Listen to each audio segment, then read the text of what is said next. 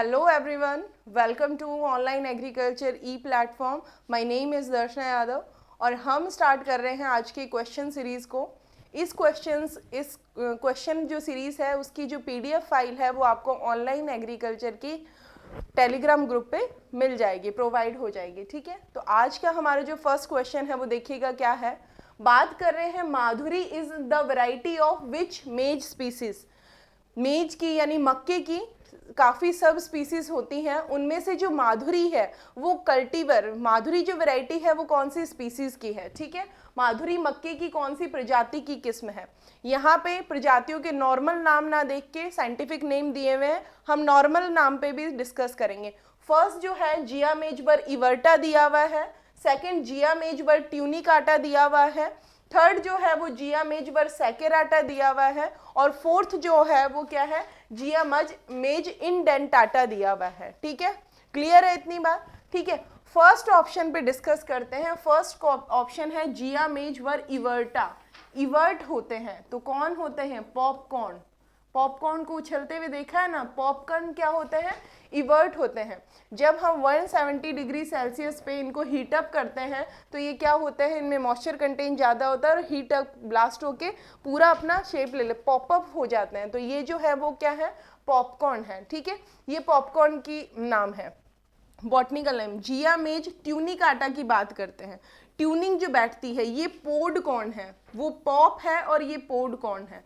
Pod corn के लिए बोला जाता है कि इस मेज में जितने भी मेज की स्पीसीज है उनके एंसेस्टर यानी पूर्वज अगर बोला जाएगा तो पूर्वज ये है पोड कॉर्न. ठीक है, पूर्वज के रूप में ये एंसेस्टर अगर पूछ लिया जाए मेज का कौन है तो पोड कॉर्न है. और इसका नाम याद कर लेना, पोड है, पुराना है, तो इसको सबके साथ ट्यूनिंग बैठानी पड़ती है ना, तो इसका नाम क्या हो जाएगा, ट्यूनिकाटा. ठीक है, नेक्स्ट हम देखते हैं क्या है, जिया मेजवर सैकेराटा.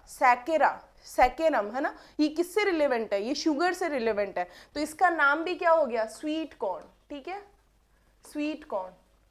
स्वीट कॉर्न की बात करें तो स्वीट कॉर्न जो है वो उसमें eight the time of harvesting, जब हम हार्वेस्टिंग करते हैं उस समय जो मॉइस्चर कंटेन होता है वो कितना होता है, अप्रॉक्सीमेट 70% होता है. शुगर स्वीट क्यों बोला जाता है, क्योंकि इसमें शुगर का कंटेन हाई होता है. हमारे नेक्स्ट इससे क्वेश्चन है, हम उसमें डिस्कस कर लेंगे. ठीक है, शुगर परसेंटेज कितना होता है. ठीक है, अब देखिएगा सरकरा है ना, सैकेराटा. नेक्स्ट जो हमारी स्पीसीज है वो है जिया मेजवर इंडेंटाटा. क्या है, इंडेंट. तो ये देखो डेंट बीच में आ रहा है, नाम ही आ रहा है, तो ये जो है ये किसका है, ये डेंट कॉर्न का है. और डेंट कॉर्न जो है वो सबसे ज्यादा जो ग्रो किया जाता है वो यूएसए में किया जाता है, यूनाइटेड स्टेट ऑफ अमेरिका है ना. और अमेरिका में अगर बोला जाए बैकबोन ऑफ अमेरिका अगर किसी क्रॉप को बोला जाता है तो वो है मेज. ठीक है, बैकबोन ऑफ अमेरिका कौन सी क्रॉप है, मेज. और मेज में कौन सी स्पीसीज को सबसे ज्यादा ग्रो किया जाता है तो वो भी आपको याद रखनी है, डेंट कॉर्न जो है उसको सबसे ज्यादा ग्रो किया जाता है. अप्रॉक्सीमेट 95% एरिया पे जो ग्रोइंग कल्टीवेशन किया जाता है वो डेंट कॉर्न का किया जाता है, जिसका नाम है जिया मेजवर इंडेंटाटा. ठीक है, क्लियर है. फ्लिंट कॉर्न की बात करें, जिया मेज इंड्यूराटा. क्या नाम है, इंड्यूराटा. फ्लिंट कॉर्न यहां देख लीजिएगा, फ्लिंट कॉर्न, जिया मेज वर इंड्यूराटा. इंड्यू ये इंडिया से, तो इंडिया में जो सबसे ज्यादा ग्रोइंग मेज है वो कौन सा है, इंडिया में सबसे ज्यादा ग्रोइंग मेज है फ्लिंट कॉर्न. ठीक है, यूएसए में सबसे ज्यादा ग्रोइंग है इंडेंटाटा डेंट कॉर्न. पॉपकॉर्न के लिए जो स्पीसीज का नाम है वो क्या है, जिया मेजवर इवर्टा, जो इवर्ट होती है, उछलती हैं. ठीक है, पोड कॉर्न जो सबसे पुराना है. ठीक है, और ये नॉट कल्टीवेटेड, पोड कॉर्न को कल्टीवेट नहीं किया जाता क्योंकि इसमें कुछ नहीं मिलता है, बहुत ज्यादा फाइबर, ये not commercially cultivated, not cultivated, इसलिए क्या पूर्वज है. ठीक है, ये कौन सा है, जिया मेजवर ट्यूनिकाटा. और बचा हमारे पास जिया मेजवर सैकेराटा यानी स्वीट कॉर्न. अब स्पीसीज की बात हो गई, अब आप ये खुद देखिए, माधुरी, माधुरी का मतलब क्या होता है, मधुर, मीठा है ना. और मीठा इन चारों में से कौन सी है, तो अगर लॉजिक भी लगाया जाए मीठा इनमें से कौन सी होगी तो मीठी वाली होगी स्वीट कॉर्न. तो ये जो वैरायटी है वो किसकी है, स्वीट कॉर्न की वैरायटी है। जिया मेजवर सैकेराटा हमारा आंसर है, ठीक है। और इसकी जो वैरायटी है वो कौन सी है, प्रिया भी इसकी वैरायटी है।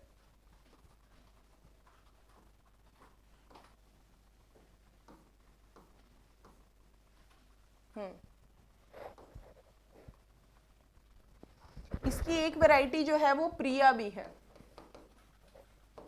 और एक है माधुरी, ठीक है। माधुरी जो वैरायटी है वो किसकी है, जिया मेजवर सैकेराटा की।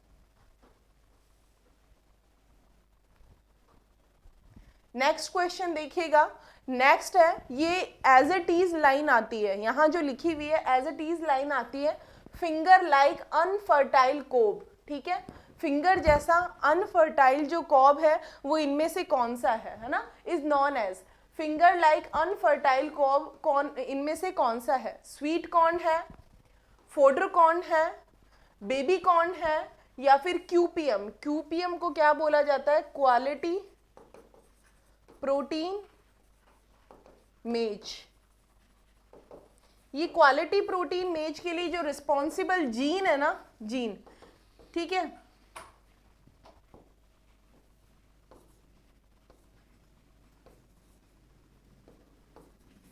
जीन वो है ओपेक2। ये क्यूपीएम के लिए रिस्पॉन्सिबल जीन है, ठीक है। अब इनमें से आपको बताना है कि फिंगर लाइक अनफर्टाइल जो कॉब है वो कौन सा है। तो फिंगर लाइक, फिंगर बोला है तो सबसे छोटा जो कॉर्न होता है, जब आप शॉपर स्टॉप में देखे होंगे, ग्रोसरी में जब जाते हैं हम, है ना, बिग बाजार हुआ, रिलायंस ट्रेंड हुआ, रिलायंस फ्रेश हुआ, वहाँ पे जब हम वेजिटेबल पोर्शन में जाते हैं, फ्रूट्स, तो वहाँ पे पैक्ड रखे होते हैं ना कॉर्न, तो उसे क्या बोला जाता है, स्वीट कॉर्न अलग से दिखते हैं, ठीक है, रैप किए हुए, फुल साइज होता है, डल येलो कलर होता है इनका ना, कलर बहुत अच्छा होता है किसका, स्वीट कॉर्न का, बिल्कुल पैल येलो कलर होता है। बात किया जाए हल्का सा क्रीमिश कलर किए हुए और अनफर्टाइल जो कॉब होगा वो क्या कहलाएगा, बेबी कॉर्न कहलाएगा, ठीक है। ये छोटे होते हैं, ठीक है, 6 to 11 सेंटीमीटर इनकी हाइट होती है, और अगर इनकी विड्थ की बात की जाए 1 से लेके 1.5 सेंटीमीटर डायमीटर होता है इनका, ठीक है, इतना ही होता है, छोटा सा, और फिंगर लाइक अनफर्टाइल कोब होता है, इतना इनका साइज होगा, 6 to लेके 11 सेंटीमीटर का। तो हमारा जो इसका आंसर है, अनफर्टाइल जो कॉब है वो कौन सा है, बेबी कॉर्न है, ठीक है। नेक्स्ट जो क्वेश्चन है वो देखिएगा, नेक्स्ट क्वेश्चन है हमारा, what is the seed rate of popcorn. Popcorn यानी जिया मेजवर, मेरे साथ बोलिए क्या है, इवर्टा, ठीक है, यही पढ़ के आए हैं पॉपकॉर्न का नाम। 8 kg per hectare, 25 kg per hectare, और अगर बात की जाए 40 to 50 kg पर हेक्टर, और नेक्स्ट जो है वो है 12 kg पर हेक्टर, ठीक है। इनमें से आपको बताना है कौन सा पॉपकॉर्न का सीड रेट है, ठीक है। देखिए 8 kg अगर बोलते हैं, 8 kg है स्वीट कॉर्न की, स्वीट कॉर्न की जो सीड रेट है वो क्या है, 8 kg है, ठीक है। नेक्स्ट हम बात करते हैं 25 kg, 25 kg है वो बेबी कॉर्न की है, ठीक है। 40 to 45 kg जो है वो फॉडर मेज। फॉडर मेज में देखिएगा, इसमें क्या होती है, रिप्रोडक्शन फेज नहीं होती, वेजिटेटिव फेज जो होता है, वेजिटेटिव ग्रोथ बहुत ज़्यादा होती है। इसकी एक इंपॉर्टेंट वैरायटी है अफ्रीकन टॉल, है ना, ये बहुत अच्छी वैरायटी है इसके सीड, ये जो है ये फॉडर मेज की वैरायटी है, अफ्रीकन टॉल, ठीक है। और देखो 12 kg जो है वो हमारा आंसर है, 12 kg जो होगी वो किसकी होगी, पॉपकॉर्न की सीड रेट होगी, पॉपकॉर्न की, क्लियर है। स्वीट कॉर्न के 8 kg के लमसम, और अगर नॉर्मल अगर देखा जाए बेबी कॉर्न की उसकी 25 kg, और बात की जाए हमारे 12 kg जो है वो पॉपकॉर्न की है। फॉडर कॉर्न जो होगा, फॉडर मेज, ठीक है, फॉडर मेज की होगी 40 to लेके 50 kg पर हेक्टर। ये क्वेश्चन है जो स्वीट कॉर्न से है कि शुगर का परसेंटेज, ठीक है, sugar percentage present in sweet corn, sweet corn को हमने क्या बोला था, जिया मेज वर सैकेराटा, ठीक है, स्वीट कॉर्न शर्करा है इसके अंदर, और कितनी परसेंट शुगर होता है इसमें, 5 to 10%, ये एक है ना, 5 से लेके 10%, 20 से लेके 25% शुगर होता है, 30% होता है, या फिर 11 से लेके 20%। तो देखो मैंने आपको बताया था कि शुगर जो होती है इसमें वो कितनी होती है, sugar 70% eight the time of sweet corn जब ग्रो करते हैं, तो एट द टाइम ऑफ 72, देखो ग्रोइंग करने के बाद सबका अलग अलग फेज होता है, स्वीट कॉर्न की जो हार्वेस्टिंग होती है ना वो 70 से लेके 75 दिन के अंदर अंदर हो जाती है, ठीक है, हार्वेस्टिंग जो होगा वो 72 लेके 75 days, DAS days after sowing हो जाता है, ठीक है, DAS डेज आफ्टर सोइंग। इस समय harvesting, at the time of harvesting 70% moisture रहना चाहिए, जो ग्रेन हम पोड तोड़ेंगे ना कोब को, उसमें कोब में 70% मॉइस्चर होना चाहिए, और 11 से लेके 20% जब उस स्टेज में क्या होती है, इसमें शुगर होती है, और ये शुगर इसे क्या बनाती है, स्वीट बनाती है। तो हमारा आंसर हो जाएगा सी, 11 से लेके 20% जो होती है वो स्वीट कॉर्न में शुगर का परसेंटेज होता है, ठीक है। और जो बेबी कॉर्न्स मैंने आपको बताया था, बेबी कॉर्न्स अनफर्टाइल कॉब, उनका जो हार्वेस्टिंग टाइम होता है, क्योंकि वो तो अनफर्टाइल कॉब है, ज़्यादा मेच्योरिटी पे नहीं लेके जाना छोटे, उनका जो टाइम होता है वो लेस देन 60 डेज होता है, 60 डेज के अंदर उनकी हार्वेस्टिंग हो जाती है, ठीक है। कितनी डेज में, 60 days, less than 60 days after sowing उनकी हार्वेस्टिंग कर लेते हैं, और स्वीट कॉर्न की करते हैं 70 to 75 days after sowing. Clear है ये बात? चलिए नेक्स्ट क्वेश्चन पे चलते हैं।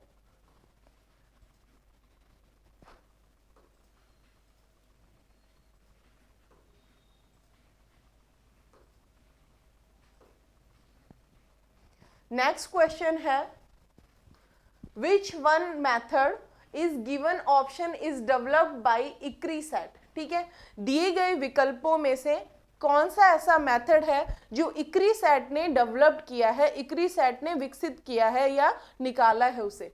फर्स्ट है चेक बेसिन इरिगेशन मेथड, ये सारे इरिगेशन के मेथड हैं, ठीक है, check basin irrigation, flooding irrigation, furrow irrigation raised bed, या furrow irrigated raised bed nursery या इरिगेशन मेथड, या फिर SRI। इन सब में से आपको बताना है इक्रीसेट यानी international crop research centre for semi arid and tropics, जो कहाँ सिचुएटेड है इक्रीसेट, हैदराबाद। इसने कौन से मेथड को डेवलप किया है, ठीक है। चेक बेसिन, चेक्स तो आपको पता ही है, नॉर्मल क्यारियां बनाना, चेक बेसिन का मतलब चेक्स की शर्ट देखी है ना आपने, तो कतार से कतार चेक्स बनी हुई होती है ना, तो वही चौकोर आयताकार जो क्यारियां बनी हुई होती है वो चेक बेसिन हो गया है। फ्लडिंग एज यूजुअल आप लोग जानते हैं, सबसे ज़्यादा जो नुकसान होता है वाटर का, फ्लडिंग यानी बाढ़ विधि, जिसमें पानी को बस खुला छोड़ दिया जाता है और पानी पूरा भराव की तरफ होता है, ठीक है। देखिए फरो इरिगेशन रेज्ड बेड, हमारा जो आंसर है इक्रीसेट जो है उसने किससे मेथड को डेवलप किया है, तो फरो बेस्ड जो नर्सरी है, फरो बेस्ड रेज्ड बेड है। फरो का मतलब होता है नाली, है ना, रेज्ड का मतलब होता है ऊपर उठी हुई क्यारी, है ना, बेड का मतलब वही बेड। इसमें क्या होती है, फरो बना दी जाती है साइड में और ऊपर रेज्ड बेड बना दी जाती है, और उस रेज्ड के ऊपर फरो जो होती हैं वो इरिगेशन सोर्स होता है, सिंचाई का मतलब पानी सिंचाई जा रही है, ठीक है। और जो बेड होती है ऊपर, जैसे ये न्याली बना दी, फिर ये बेड बना दिया, फिर यहाँ से न्याली बना दी, फिर ये बेड बना, इस बेड पे फिर क्या होते हैं, रेज्ड बेड पे फिर यहाँ पे सोइंग, कतार से कतार, जैसे वीट में किया जाता है, 3 से 5 क्यारी बना दी जाती हैं फिर इसमें, ठीक है। और यहाँ पे अपने आराम से कल्चर ऑपरेशन भी हो जाता है, और ये अच्छा तरीका है, वाटर भी सेव होता है इसमें, ठीक है, वाटर का लॉस नहीं होता, और यहाँ जो है यहाँ से पानी चलता रहता है, ठीक है। तो ये हो गया फरो रेस। तो ये हमारा जो मेथड है वो कहाँ से डेवलप्ड है, इक्रीसेट से, ठीक है। One of the most important international हमारे यहाँ पे क्या है, इंस्टीट्यूट है जिसका नाम है इक्रीसेट। SRI की बात करते हैं, सिस्टम ऑफ राइस इंटेंसिफिकेशन की बात करते हैं, ये जो मेथड है ये राइस में नर्सरी के लिए बहुत ही ज़्यादा यूज़फुल है, और मेडागास्कर जो है साउथ अफ्रीका, वहाँ से ये डेवलप्ड है। बस इससे 2-3 क्वेश्चन। इंटेंसिव, जैसा कि नाम में ही है, system of rice intensification, intensify, सघन करके गहनता के साथ इसमें किया पौधे को लगाया जाता है। इसका एक क्वेश्चन बनता है कि इसमें जो एरिया रिक्वायरमेंट, देखो 8 से 10 दिन के बाद, डेज आफ्टर सोइंग, हम ट्रांसप्लांटिंग कर देते हैं, ठीक है, 10 डेज आफ्टर ट्रांसप्लांटिंग हो जाती है इसमें, और सीड रेट की जरूरत होती है 5 kg पर हेक्टर। ये 2 क्वेश्चन इसमें से बनते हैं, और 100 मीटर स्क्वायर, ये 25 × 25 मीटर स्क्वायर इसमें स्पेसिंग मतलब जरूरत होती है स्पेस की, ठीक है। तो हमारा जो आंसर है इसका वो फरो इरिगेशन रेज्ड बेड का है, ठीक है। नेक्स्ट देखिएगा, moisture sensitive stage for most of the fruit tree and crop, ठीक है। क्या बोला है कि अधिकांश फलों में, पेड़ों की फसल जो है, मतलब ट्री है ना, पेड़ वाली फसल, जो फल वाली फसल है, उनके लिए नमी संवेदनशील जो चरण होता है, यानी मॉइस्चर का जो सेंसिटिव स्टेज होती है वो कौन सी होती है, जहाँ पे अगर प्लांट को मॉइस्चर नहीं मिला यानी इरिगेशन नहीं मिला तो उसका डायरेक्ट जो इफेक्ट पड़ेगा वो उसकी इल्ड पे पड़ेगा ना, पौधा ढंग से अपना ज़्यादा उत्पादन नहीं दे पाएगा, ठीक है। फर्स्ट है फ्लावर बर्ड इनिशिएशन, कि जब फ्लावर्स, जो बर्ड इनिशिएट होती हैं उस समय अगर मॉइस्चर स्ट्रेस हो गया है, मॉइस्चर सेंसिटिव यानी मॉइस्चर का स्ट्रेस होना, इवन एक्सेस होना, ऐसा भी नहीं है कि कमी की वजह से होगा, अगर पानी की मात्रा अधिक हो जाएगी तो भी प्रॉब्लम होगी, ठीक है। तो फ्लावर बर्ड इनिशिएशन में फ्रूट सेट, जब फ्रूट की सेटिंग हो रही है उस समय, या फ्लावरिंग के टाइम, या फिर ऑल ऑफ दिस, कि ये चारों स्टेजेस ही बड़ी इंपॉर्टेंट है। तो एज यूजुअल अगर देखा जाए तो moisture sensitive stage for most of the fruit tree crop, जो फल वाली पेड़ वाली फसलें हैं, फल वाले जो पेड़ हैं, उनके लिए जो मॉइस्चर परसेंटेज या मॉइस्चर सेंसिटिव स्टेज होती है वो ये तीनों ही होता है।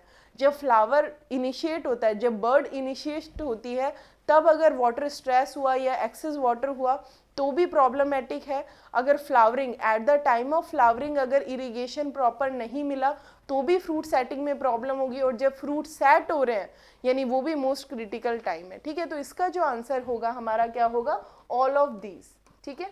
तीनों ही स्टेजेस मोस्ट इंपॉर्टेंट स्टेज है इरिगेशन की, ठीक है, मॉइस्चर सेंसिटिव के लिए बड़े ही वो है। देखिए ये क्वेश्चन भी अच्छा है, जो अरोमा आती है ना, किसमें, चावल बनते हुए देखा है कितनी अच्छी खुशबू आती है, हाँ जी, वो जो अरोमा आती है वो किसकी वजह से होता है, स्पेशली जब बासमती राइस बनते होते हैं, पूरा कॉलोनी, जो पूरी एरिया है वो महकने लगता है ना, राइस बनते हैं तो पता लग जाता है। Aroma in rice is due to which component, कौन सा ऐसा कंपोनेंट है, कैसा, कौन सा ऐसा यौगिक है जिसकी वजह से चावल में क्या होती है, सुगंध आती है। चावल में सुगंध किस यौगिक के कारण आती है, ये हमारा क्वेश्चन है। फर्स्ट ऑप्शन है, ये है 2 और ये है 1, ठीक है, ऐसे लिखा हुआ है, ये 1 रोमन में लिखा हुआ है, 1 है ये। एसिटाइल डाई पायरोलाइन के कारण, 2,1 एसिटाइल डाई पायोलीन के कारण, 1 एसिटाइल 2 पायरोलाइन के कारण, थर्ड जो है वो डाई एसिटाइल 1 पायरोलीन के कारण, या फिर नन ऑफ दिस। तो इसमें देखिएगा सबसे पहले डाई एसिटाइल आएगा, सबसे पहले क्या आएगा, डाई आएगा, 2 डाई एसिटाइल 1 पायरोलीन के कारण, इस कारण यानी सबसे पहले दोहरी सुगंध आएगी, यानी ऐसे याद करना, डाई एसिटाइल, ठीक है, 1 पायरोलीन के कारण जो आती है वो अरोमा आती है किसमें, राइस में, राइस में जो अरोमा आती है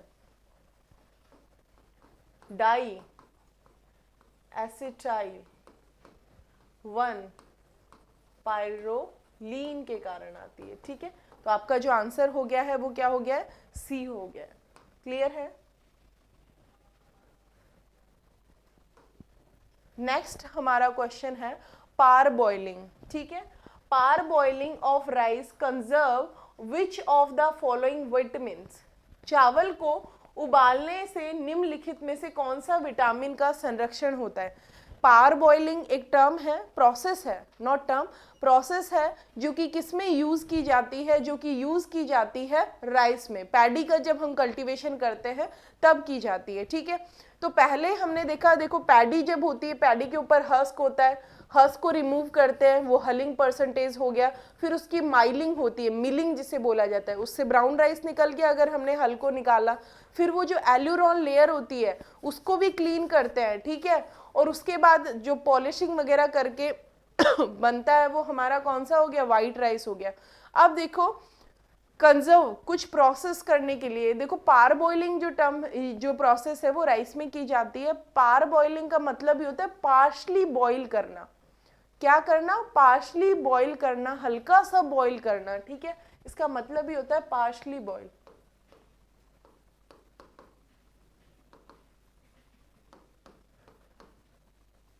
राइस ये जो है ये विटामिन, कौन से विटामिन को कंजर्व करने के लिए की जाती है, vitamin A, vitamin B1, vitamin B2 या फिर विटामिन B12, कौन से विटामिन को कंजर्व करने के लिए की जाती है। पार बॉइलिंग सुपर इंपॉर्टेंट है, देख लिए पार्शली बॉइल किया जाता है, और विटामिन B12 जो होता है ना उसको कंजर्व करने के लिए की जाती है, B12 सॉरी, कोबालेनिमाइन, ठीक है, ये इसका नाम है, और इसको कंजर्व करने के लिए क्या किया जाता है, पार बॉइलिंग। विटामिन टू जो है अपना राइबोफ्लेविन, इसके लिए नहीं किया जाता, थाइमिन के लिए नहीं किया जाता, रेटिनॉल के लिए नहीं किया जाता, ठीक है, कोबालेमाइन के लिए किया जाता है, दैट इज विटामिन B12, ठीक है। पार्शली बॉइल किया जाता है चावल को ताकि क्या कर सके, विटामिन B12 को कंजर्व किया जा सके, ठीक है, और वो कंजर्व होने के बाद होता भी है, इसमें क्या किया जाता है, हल्का सा बस, या फिर तो स्टीम दे देंगे या फिर पार्शली बॉईल करके और फिर ड्राई करके, फिर इससे क्या होता है, विटामिन B12 जो है वो कंजर्व हो जाता है, ठीक है। नेक्स्ट देखिएगा, para, a type of relay cropping followed in rice is famous eight which state. तो पैरा और उतेरा दोनों वर्ड आप लोगों ने सुने होंगे, पैरा कल्टीवेशन, उतेरा कल्टीवेशन क्या होता है। सबसे पहली लाइन इसने a type of relay cropping, ये चीज बोल रखी है, और हम बहुत बार पढ़ चुके हैं हमारे लेक्चर में कि रिले क्रॉपिंग जिसे ओवरलैपिंग क्रॉप भी बोला जाता है ना, ओवरलैपिंग भी बोला जाता है। देखो ये क्या होता है ना, एक के बाद एक की रिप्रोडक्शन स्टेज खत्म हुई, फिर उससे पहले ही 10 से 12 दिन पहले ही दूसरी को ग्रो कर देना, ठीक है। अब देखिए लाइन बहुत अच्छी है, para a type of relay cropping, एक टाइप है रिले क्रॉपिंग का, फॉलोड इन राइस, राइस में फॉलो किया जाता है, is famous eight which state. ये जो पैरा वर्ड है ये कौन से स्टेट में फेमस है, ठीक है, कहाँ इसे बोला जाता है, MP में, छत्तीसगढ़ में, बिहार या वेस्ट बंगाल में, या फिर बोथ A एंड B में, बताएं, ऑप्शन बताएं। ऑप्शन है MP, छत्तीसगढ़, बिहार, या फिर थर्ड ऑप्शन है बिहार या वेस्ट बंगाल में, और फोर्थ ऑप्शन है A और B यानी MP या फिर छत्तीसगढ़ में। तो पैरा जो है, यानी पैरा में क्या किया जाता है मैं आपको अभी बताती हूँ। जी हाँ, ये राइस का क्रॉप है, राइस का क्रॉप ग्रो हो रहा है, ठीक है, इसका कौन सा रिप्रोडक्शन फेज चल ही रहा है, ठीक है, राइपनिंग होने वाला है। इससे क्या करते हैं, इससे 10 से 12 दिन या 10 से 15 दिन पहले, ठीक है, इसकी हार्वेस्टिंग से 10 से 15 दिन पहले हम क्या वो कर देते हैं, लिन सीड की सोइंग कर देते हैं, या फ्लैक्स सीड बोलते हैं जिसे, ठीक है, लिन सीड की कर देते हैं। इस क्रॉपिंग को मतलब राइस की हार्वेस्टिंग से पहले ही लिन सीड को ग्रो कर देना है ना, उसे पैरा या उतेरा बोलते हैं। अब ये जो बात है, उतेरा जो बोला जाता है वो उसे कहाँ बोला जाता है, MP में, MP में उतेरा बोला जाता है। और पैरा कहाँ बोला जाता है, पैरा बोला जाता है बिहार और वेस्ट बंगाल में, ठीक है, बिहार और वेस्ट बंगाल में उसे क्या बोला जाता है, पैरा कल्टीवेशन बोला जाता है। सेम है, राइस की हार्वेस्टिंग करने से पहले ही उस फील्ड में 10 से 15 दिन पहले उस फील्ड में लिनसीड या फ्लैक्सीड की सोइंग कर देना ही क्या कहलाता है, पैरा कल्टीवेशन। और ये कहाँ पैरा जो वर्ड बोलते हैं इसे बिहार में या वेस्ट बंगाल में बोला जाता है। MP की बात की जाए तो मध्य प्रदेश में, छत्तीसगढ़ में इसे बोला जाता है उतेरा, ठीक है। तो उतेरा और पैरा ये दोनों वर्ड पूछे जाते हैं, ठीक है, पैरा और उतेरा। तो आपको याद करना है para, para for Bihar and West Bengal और उतेरा फॉर मध्य प्रदेश। चलिए नेक्स्ट क्वेश्चन। हाँ जी, आज का हमारा पीपीटी का लास्ट क्वेश्चन है, who is the father of hybrid rice in India. देखो इससे पहले वाले में हमने डिस्कस किया था who is the father of hybrid rice, only hybrid rice, और वो जो हाइब्रिड राइस है यानी पूरे वर्ल्ड में, ठीक है। Also famous at mister rice of India, जो मिस्टर राइस ऑफ इंडिया के नाम से भी फेमस है। Who evolved Pusa basmati one variety, जिन्होंने पूसा बासमती वन जो वैरायटी है वो इवॉल्व की थी, मतलब विकसित की थी, ठीक है। भारत में संकर चावल के जनक कौन है, श्रीमान में भी प्रसिद्ध है, मतलब वो मिस्टर राइस ऑफ इंडिया के नाम से भी प्रसिद्ध है। भारत का चावल पूसा बासमती वन किस्म किसके द्वारा विकसित की गई थे। फर्स्ट है जीएस खुश, सेकंड है एस नागराजन, थर्ड है प्रोफेसर ए सिद्दीकी और फोर्थ है युवान लोंगपिंग। तो आप चारों में से बताएंगे कि कौन से हैं जो फादर ऑफ हाइब्रिड राइस है इन इंडिया, ठीक है। बहुत ही अच्छा क्वेश्चन है।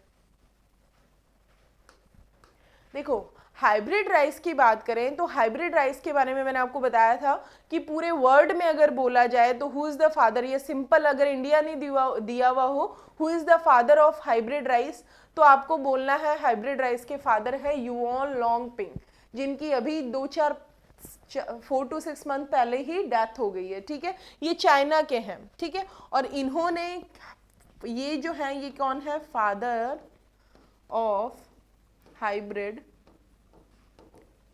राइस वर्ल्ड, ठीक है, क्लियर है। युवान लोंगपिंग, तो ये तो कट गए। एस नागराजन की बात करें तो ये जो है ये फादर ऑफ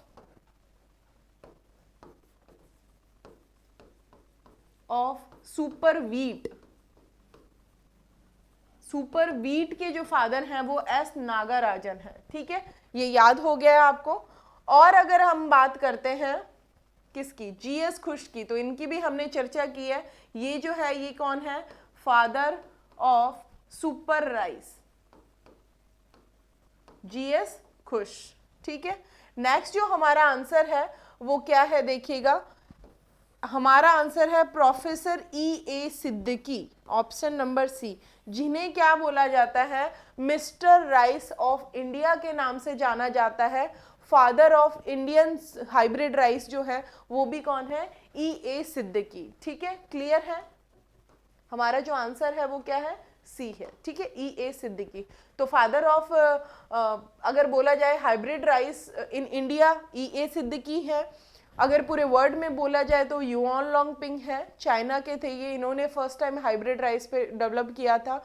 और पूसा बासमती वन जो वैरायटी बनाई थी वो भी ए सिद्दीकी ने बनाई थी।